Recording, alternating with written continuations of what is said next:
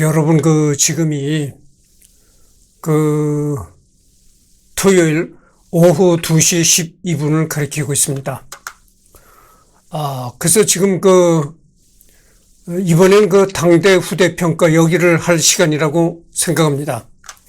그래서 여태까지는 모차르트의 음악들을 이제 맛보기로 여러분들한테 이제 들려드렸는데, 앞으로는 그렇게 하질 않을 겁니다. 앞으로는 여태까지 모차르트의 음악들을 맛보기로 여러 번 이제 들려드렸으니까, 앞으로는 음악을 들려드리지 않고 계속 리딩만 이제 집중해 나가도록 그렇게 하겠습니다. 그래야 이제 속도도 빨라지고 진전이 있겠어요. 당대 후대의 평가. 이 소녀는 나중에 우리 모두를 잊혀지게 할 것이다. 이거는 요한 아돌프 히세라는 사람이 이렇게 말한 것입니다. 나는 항상 나를 모차르트의 가장 위대한 숭배자로 여겨왔으며 내가 죽는 날까지 그렇게 할 것이다. 이 말은 이제 루드비 판 베토벤이 이 모차르트를 두고 이렇게 말하는 것입니다.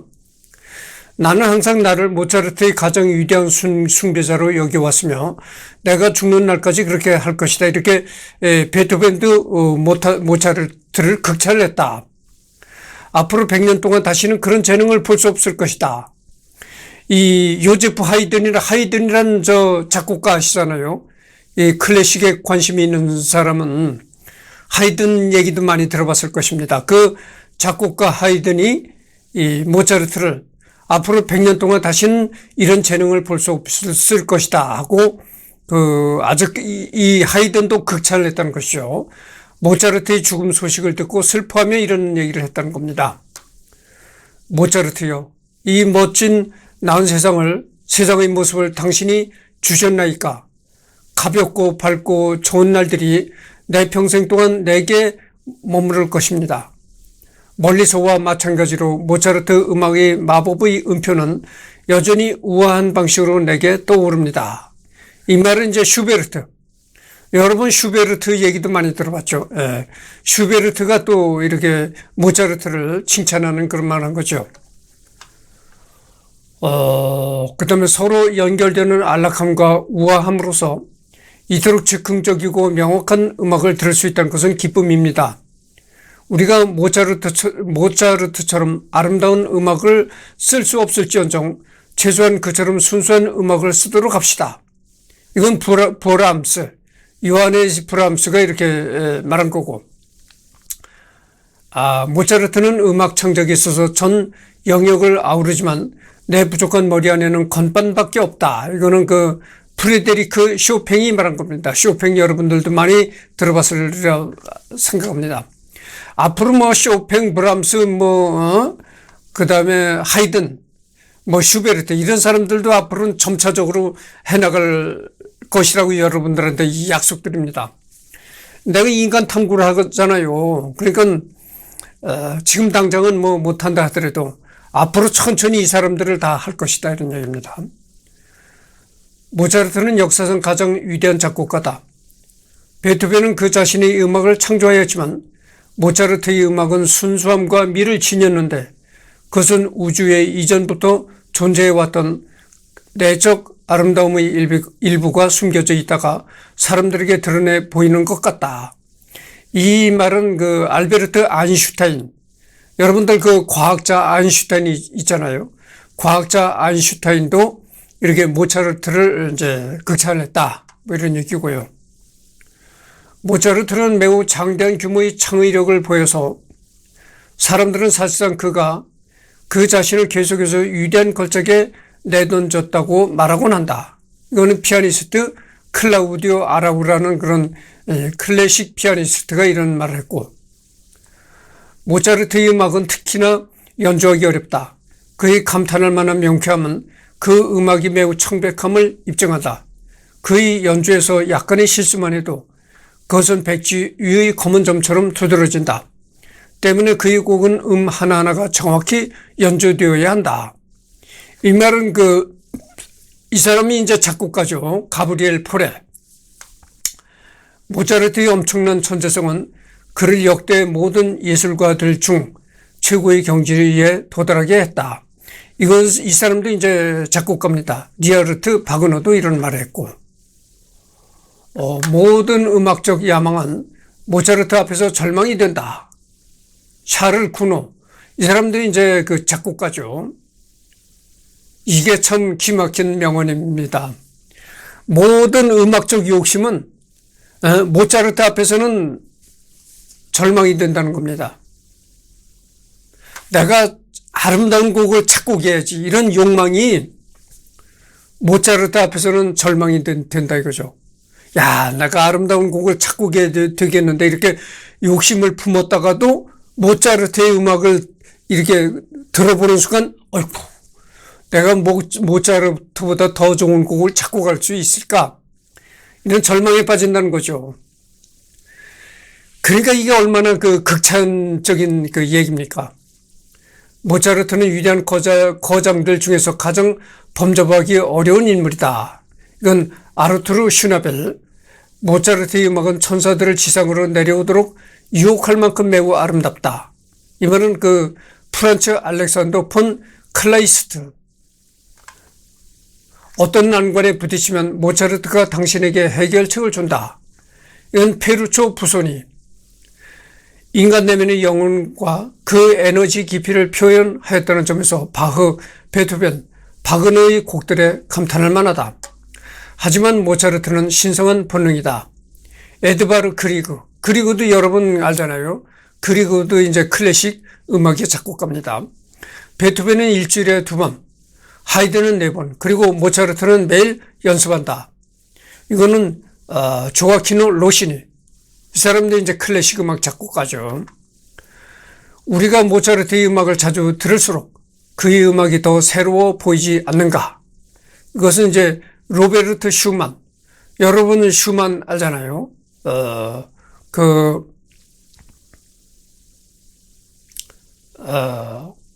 이 사람도 작곡가죠. 슈만. 여러분들 그 슈만과 클라라의 사랑, 이 유명하잖아요. 네. 모차르트 음악적 예수 그리스도다. 모차르트는 음악의 영역 내에서 얻을 수 있는 미의 정점이다. 이 말은 표트르 차이코프스키. 여러분 이 차이코프스키 이름 많이 들어봤죠? 예. 이 사람도 이제 그 클래식 음악 작곡가입니다. 이 사람도 내가 언젠가 이제 할 겁니다. 차이코프스키. 모차르트는 정의되기 이전에 어떤 행복이다. 아서 밀러. 만약 길을 가다 베토벤을 만나면 모자를 벗어 정중히 예를 표할 것이다. 그러나 만약 모차르트를 만난다면 그 자리에서 기절할 것이다.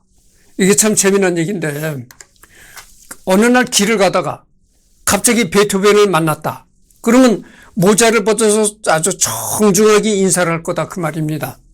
그런데 길을 가다가 어느 날 갑자기 모차르트를 만났다 하면은 까무러칠 것이다. 이런 얘기죠. 이게 이제 카를뱀이라는 사람인데, 이 카를뱀이 뭘 하는 사람이었는가 하면은 작곡가가 아니고 지휘자입니다. 지휘자. 오케스트라 지휘자였어요. 유명한 지휘자였죠. 아주 어릴 때부터 지금까지 모차르트를 가장 좋아했어요. 그건 변하지 않아요. 모차르트 음악은 아이러니한 예술이라고 생각해요. 단순하게 설명하자면 음악은 기쁜데 슬픈 감정이 있고, 슬픈 음악인데 기쁜 감정이 느껴지고, 저는 사실 이게 예술의 끝이라고 보거든요. 열려있는 해석이 가능한. 모차르트를 좋아하는 또 하나의 이유는 완벽미 때문이에요. 하늘에서 내려온 것 같은 느낌의 음악이에요. 이 말은 누가 얘기를 했냐면 손여름. 여러분 그 피아니스트, 젊은 피아니스트 손여름 아시잖아요. 요즘에 그 한창 활동을 활발하게 하는 그 여자 피아니스트 손여름. 모차르트를 연주할 때마다 저는 늘 행복을 느끼며 항상 그것을 즐깁니다. 어떤 작곡가의 레퍼토리를 연주하기 위해 때로는 고통스럽게 몸부림쳐야 할 때도 있지만 모차르트를 연주할 때만 그렇지 않습니다. 그의 곡이 연주하기 쉬워서가 아니라 그 음악 자체가 저에게 큰 기쁨을 가져다 주기 때문이죠. 제게 있어 모차르트는 모든 것을 가진 존재입니다. 그의 음악에는 무수히 많은 지층이 겹겹이 쌓여있죠. 그의 작품을 듣고 있으면 인간의 온갖 감정들을 경험하게 됩니다. 예를 들어 라단초 협주곡의 세 번째 악정의 어떤 부분들에서 그는 단초를 사용하다가도 이내 장초의 음들로 돌아오는데 그 순간 완전히 다른 감정을 느끼게 되죠. 마치 그가 우리의 감정을 가지고 장난을 치는 듯 합니다. 정말 천재적이죠. 그의 음악은 늘 노래하고 있으며 마치 오페라와도 같습니다. 때문에 그의 멜로디는 종종 성악가의 벨칸도처럼 연주되어야 하죠. 이건 이제 피아니스트 조성진이가 한 말이죠. 조성진이도 이제 젊은 피아니스트인데요. 요즘에 한창 활발하게 활동하고 있고, 그런 남자 피아니스트입니다. 그리고 부친, 그 다음에 모친,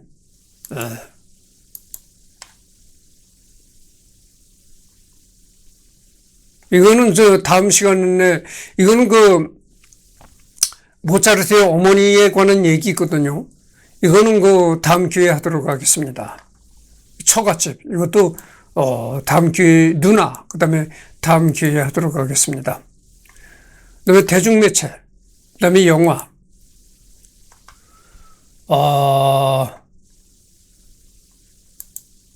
영화는 아마데우스,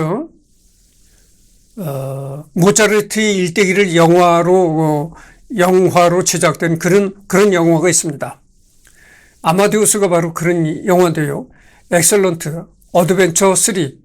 이 영화에선 세계를 구하기 위한 음악을 만들기 위한 밴드 멤버로 스카웃되는데 시공을 초월해 루이 암스트롱, 지미 핸드릭스와 음악을 교류하는 모습을 보여준다. 오스트리아인답게 극중 내내 독일어를 하는 것 또한 특징이다. 그 다음에 뮤지컬, 게임.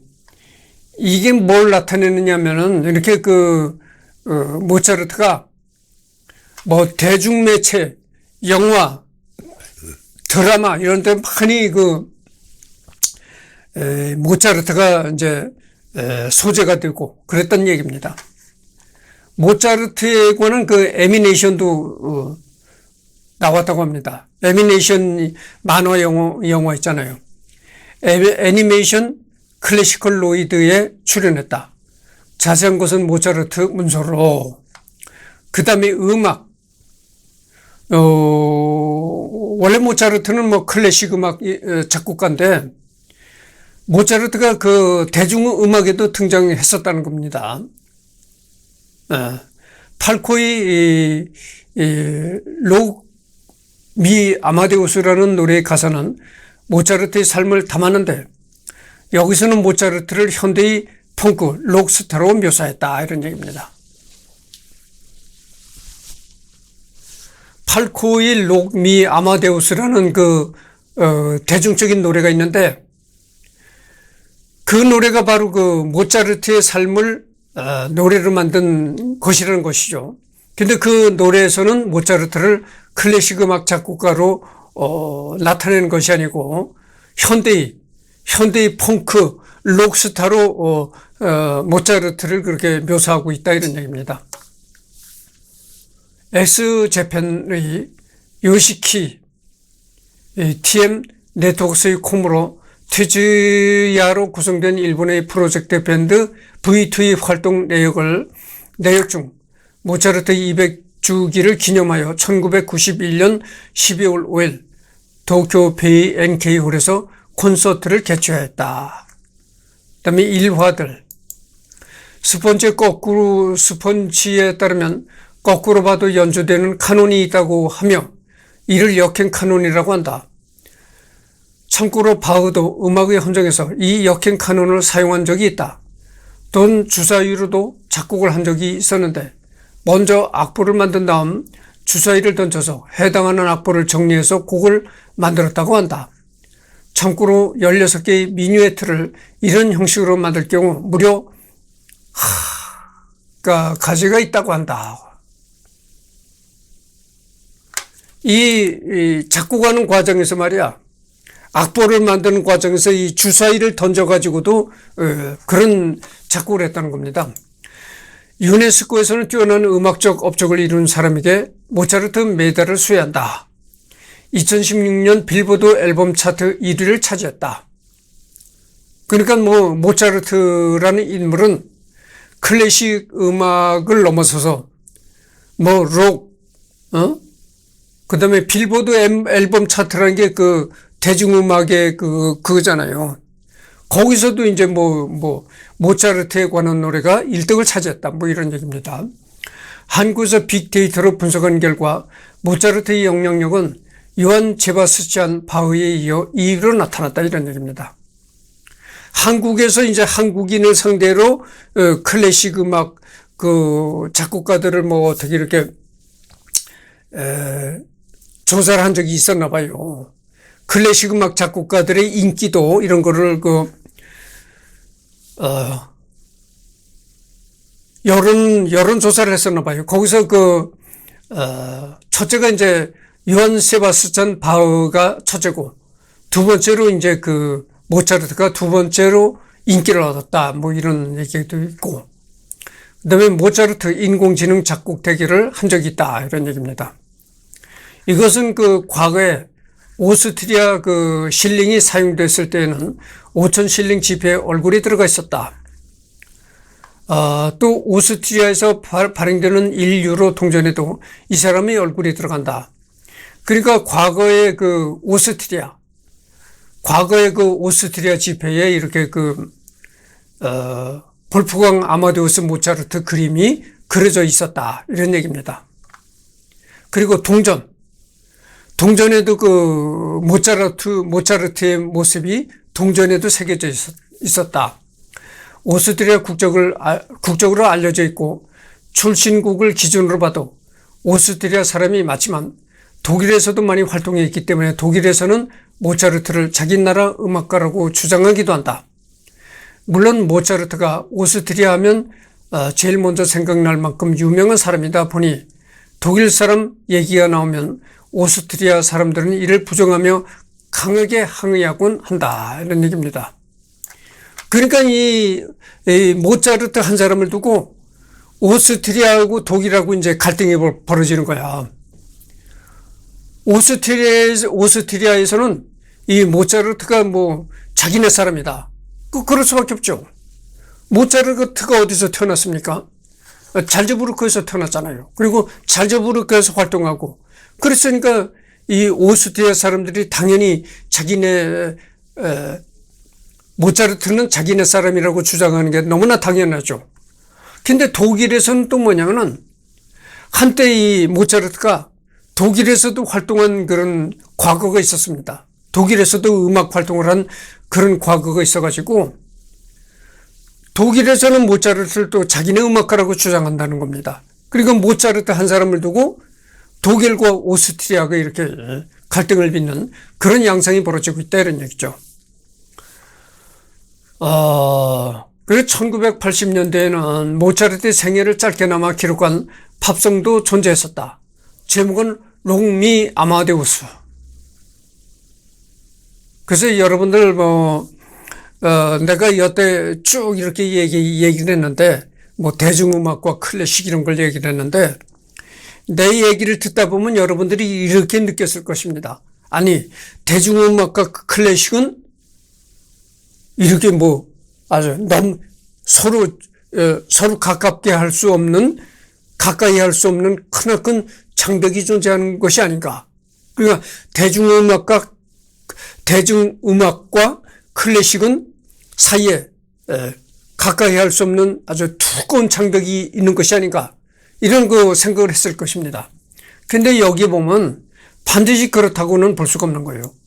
이 모차르트가 원래는 클래식 작곡가인데 대중음악에서도 모차르트를 많이 이렇게 모차르트 얘기를 많이 노래도 만들고 그런다는 겁니다. 그러니까 그거를 보시죠. 대중음악과 모차르트 클래식 간에는 두터운 장벽이 존재한다고 이렇게 말할 수는 없는 겁니다.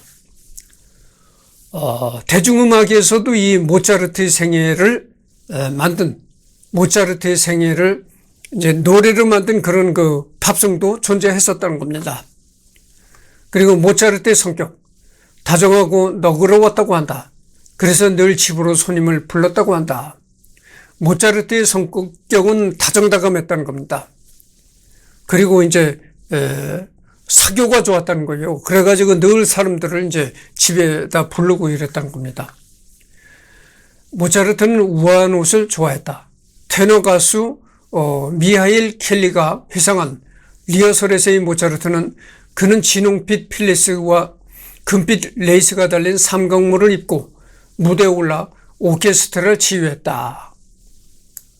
이제 모차르트는 그 진홍빛 필리스,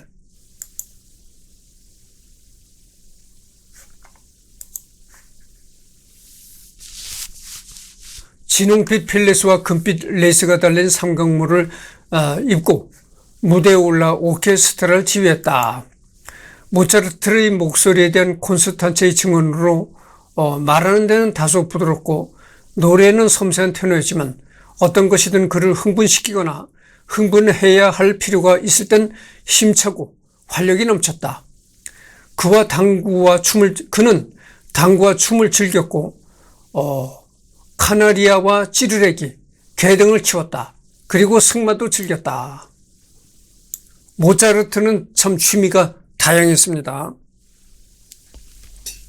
이렇게 카나리아라는 그 새가 있는데 카나리아라는 새도 기르고 찌르레기, 거기다 개도 키우는 걸 좋아했다. 그리고 당구와 춤을 좋아했다. 승마도 즐겼다. 이런 얘기입니다. 그리고 다양한 그 취미를 즐겼다. 이런 얘기가 되어 있고요.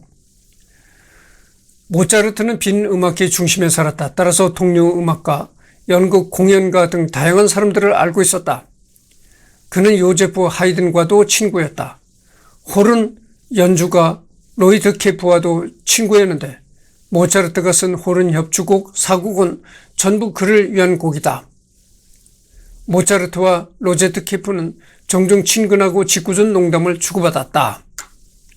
하이든, 여러분 그 클래식 음악 작곡가 하이든 아시잖아요. 하이든과 이 모차르트가 친했다는 겁니다. 그리고 마감일이 다가옴에 따라 엄청난 속도로 작곡을 마무리했고 긴 시간 동안 열심히 작업했다. 그도 스케치를 하고 난 후 작곡하곤 했는데 베토벤의 곡과는 달리 모차르트가 죽은 후 콘스탄체가 그것들을 없애려고 했기 때문에 현재 보존되어 있는 건 별로 없다.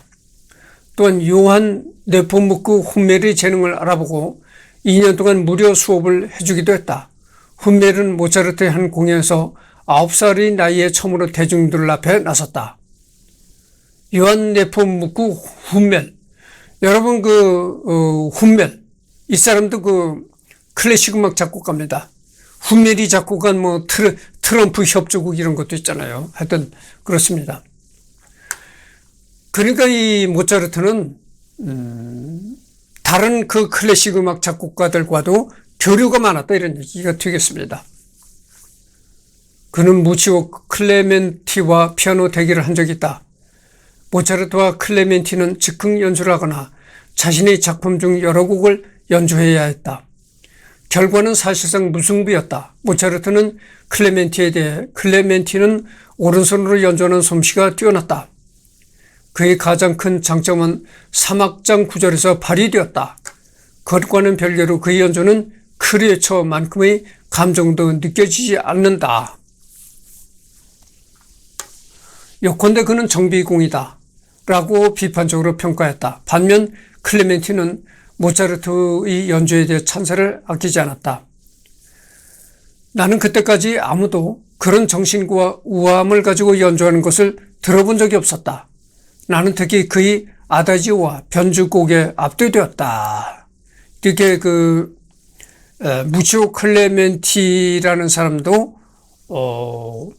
이 볼프강 아마데우스 모차르트를 극찬했다. 이런 얘기입니다. 두 사람을 라이벌로 묘사하려는 후대 시도가 있었지만 그들의 만남이 우호적이지 않았다는 증거는 없다.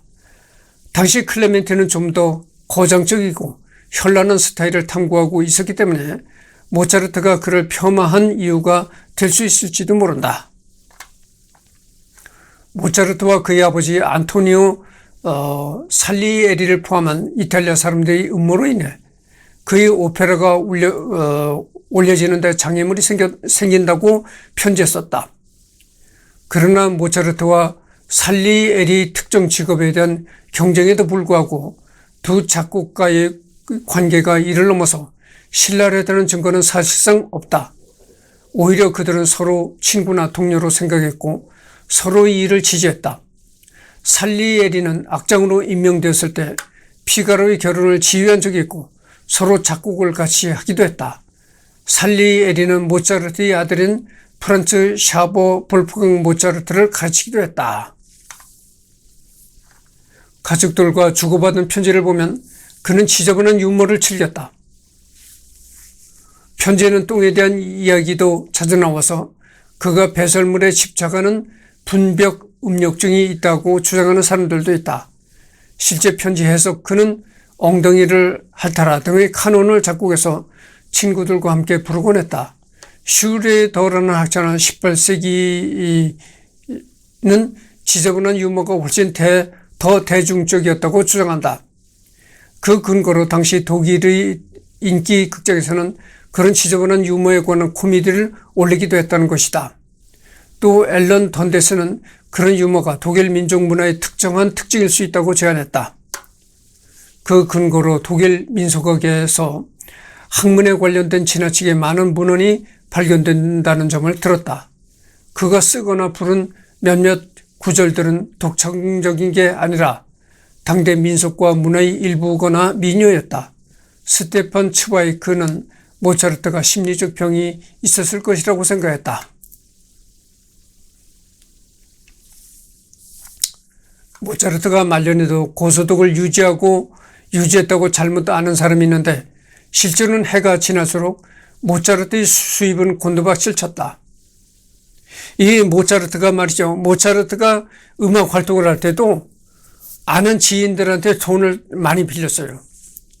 그럼 왜 모차르트가 그렇게 돈에 쪼들리면서 살았는가? 모차르트가 너무 낭비를 많이 했는가? 아니면 모차르트 아내가 사치를 많이 했는가? 하여튼 그거는 여러 가지 원인이 있겠지만 그렇습니다. 실제로 1789년 5월 16일 라이프치히에서 모차르트가 콘스탄체에게 보낸 편지를 보면 많은 찬사를 받은 연주회지만 정작 수입은 터무니없이 적다라는 글귀가 있으며 이것은 모차르트 생애 마지막 3년과 시기가 정확히 일치한 제8차 오스트리아 튀르크 전쟁이라는 깊은 연관이 있는데 이 시기에 수도 빈에서 경기 침체로 인한 중산층의 문화예술 소비가 크게 줄어 오페라 활동이 상당수 중단되었으며 연주에도 상당수 흥행 실패하는 등 전반적으로 음악가 및 예술가들에게 경제적으로 혹독한 시기였다. 그래서 이제 모차르트가 오페라 같은 거 이렇게 극장에서 공연을 해도 수입이 많지 않았다는 겁니다. 그게 그때 당시 이제 제8차 오스트리아 튀르크, 오스트리아와 튀르크 간에 이제 전쟁을 했다는 거죠. 그래서 그런 이제 원인도 있고, 그래가지고 그 당시 오스트리아 주변으로 한 유럽이 상당히 경제가 안 좋았다는 겁니다. 그러니 경제가 안 좋아져가지고, 그래서 오페라 같은 것을 극장에서 한달에도 수입이 많지 않았다 이런 얘기죠. 빈에서 머물렀던 시절은 1783년부터 1791년 사이 모차르트의 평균 수입을 살펴보자면 현금 소득만 따지면 1700 플로린, 선물 등 비금전적인 것까지 포함하면 2500 플로린에 육박할 것이라고 주장하고 있다. 특히 오스트리아 튀르크 전쟁 중 모차르트의 수입이 급감한 것은 사실이나 어디까지나 모차르트 전성기 기준벌이에 비한 것이지 일반인들과 비해서는 많이 버는 편이었다. 특히 모차르트가 죽은 해인 1791년의 수입이 5,700 플로린에 이른다는 추정이 있는데, 이는 당시 궁정 중상급 관리 연봉 500 플로린의 10배가 넘는 액수였다. 그래서 이렇게 오스트리아와 튀르크 전쟁으로 인해 가지고 유럽이 경제가 안 좋아지고, 그래서 모차르트가 극장에서 오페라를 해도 수입이 적었다, 이런 얘기들을 하고 있는데, 사실 그때 그 모차르트가 벌어들인 돈은 당시 오스트리아 궁정의 중상급 관리, 그러니까 중상급, 그리고 고위직이다 이거죠. 고위 공무원의 고위 공무원들이 받는 이 월급으로 따져봤을 때 고위 공무원의 10배가 넘는 수입을 모차르트가 벌었다는 겁니다. 그러니까 고위 공무원의 봉급의 10배가 되는 돈을 모차르트가 벌고 그랬다니까 수입은 많았다고 봐야 되겠죠.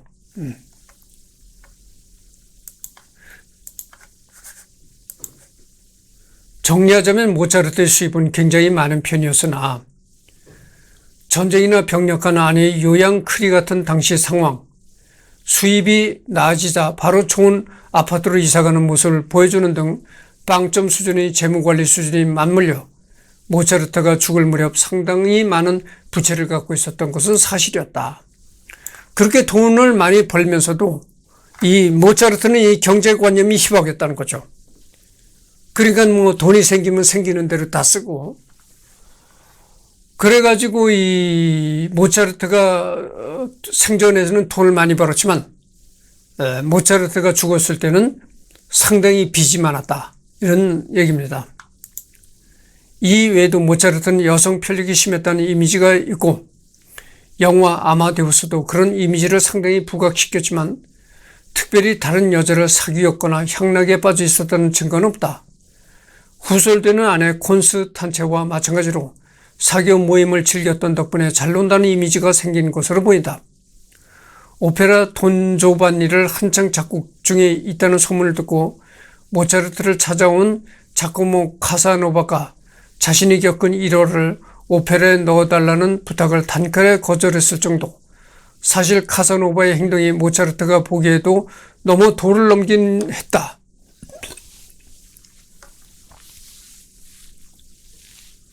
돈조반니를 작곡할 당시에도 꼭 이런 부도덕한 호색한을 주인공으로 해야만 하나 하고 갈등을 했고, 결국 작곡이고 뭐고 다 때려칠까 하다가 어차피 오페라의 스토리는 돈조반니가 벌을 받는 것으로 끝난다는 각본가의 말을 듣고 작곡을 계속했을 정도였다. 막리 앙투아네트에게 청혼한 모차르트. 여러분, 내가 언젠가 프랑스의 비운의 왕비, 탄두대에 목이 잘린 그런 비운의 왕비 마리 앙투아네트를 내가 얘기한 적이 있었잖아요. 근데 비운의 왕비 마리 앙투아네트에게 이 모차르트가 청혼을 했던 그런 사실들도 있었다는 겁니다. 6살의 모차르트는 1차 연주 여행에서 당시 합스부르크 제국의 수장이었던 마리아 테레지아의 빈 궁정을 방문한 적이 있었는데, 이때 장난을 치다 넘어지자 모차르트보다 1살 많은 마리아 테레지아의 막내딸 마리아 안토니아 공주가 일으켜 세워주었다고 한다. 이때 모차르트는 대담하게 공주에게 청혼을 했다고 한다. 혹은 마리아 테레지아가 소원을 말해보라고 했더니 당돌하게 공주와 결혼하고 싶다고 말했다고 한다. 마리아 테레지아는 더 큰 후에 보자고 했다나.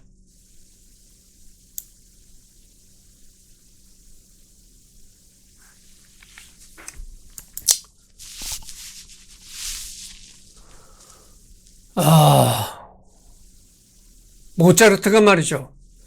모차르트가 빈 궁정을 방문했던 적이 있었다는 겁니다. 빈 궁정에서 이제 장난을 치다가 모차르트가 넘어지니까 모차르트보다 1살 많은 마리아 테레지아의 막내딸 마리아 안토니아 공주가 모차르트를 일으켜 세워줬다는 겁니다. 그렇게 일으켜 세워줬더니 대담하게 공주에게 모차르트가 청혼을 했다는 거예요. 길 가다 넘어질 만큼 그렇게 어린 나이에도 여자를 알아봤던 모양이죠. 마리 앙투아네트에게 청혼했다는 이야기는 어린 모차르트의 당돌하고 조숙한 귀여움을 보여주는 일화로 유명하지만 사실이라고 가정하더라도 마리아 테레지아가 진지하게 생각하고 나중에 보자고 답해줬을 가능성은 낮다. 당시 유럽의 귀천 상원 관습에 따르면 왕가의 자식은 일반 귀족과도 안 되고 오직 다른 왕가의 자식과 결혼해야 한다. 그런데 봉신영조나 가신도 아닌 평민 남성과 공주의 결혼이라는 것, 다른 국가들의 의교적 정치적 조롱을 감당해야 하며 왕가의 공주가 격이 맞지 않는 결혼을 했다는 데 대한 국내 귀족들의 격렬한 반발까지 감당해야 하는 일이 된다. 게다가 당시 왕족급의 귀족들에게 결혼은 사랑의 결실이 절대 아니라 일종의 사업이자 정치였다. 정략 결혼은 오늘날에도 동서를 가리지 않고 나타난다.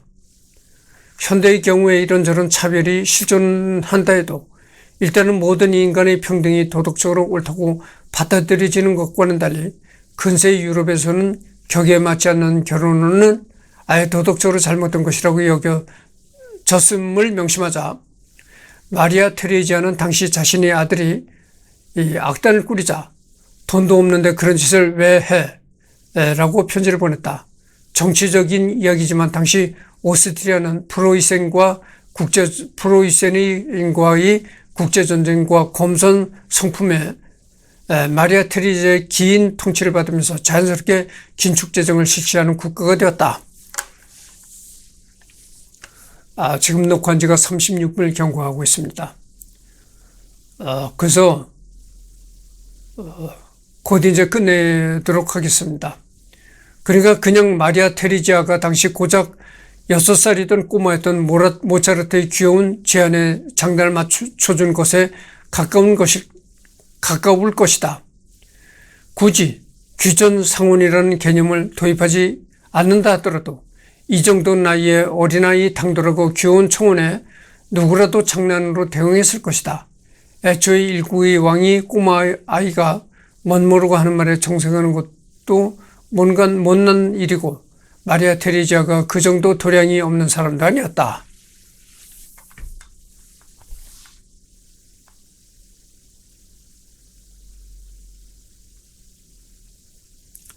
그래서 여기 보면 사기적인 응감이라는 게 나오는데 이거는 다음 시간에 계속하도록 하겠습니다.